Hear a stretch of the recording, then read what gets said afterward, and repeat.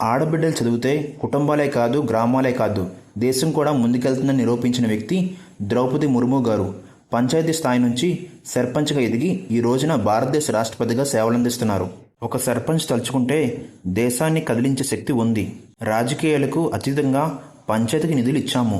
నేను మైసూరు వారిపల్లి ఎందుకు వచ్చానంటే పంచాయతీ నిర్వీర్యం అయిపోయింది ఇక్కడ. గత ప్రభుత్వం ఎవరూ ఈ ఊరిని ఆదుకోలేదు, మరియు ఎవరు గలం ఎత్తితే వారిని శిక్షించేవారు. అలా భయపడుతున్న వారిలో ఎంతోమంది పెద్ద రాజకీయ నాయకులు కూడా ఉన్నారు.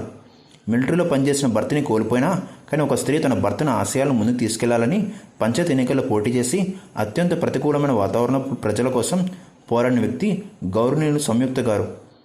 ఆడబిడ్డకు చదువు నేర్పితే సంయుక్త గారు లాంటి ఆడబిడ్డలు రాజకీయంలో ఉండాలి. నేటి గ్రామ సభల ద్వారా 87 రకాలమైన పనులకు ఉపాధి హామీ పథకం ద్వారా చేపట్టేందుకు అవకాశం లభించింది.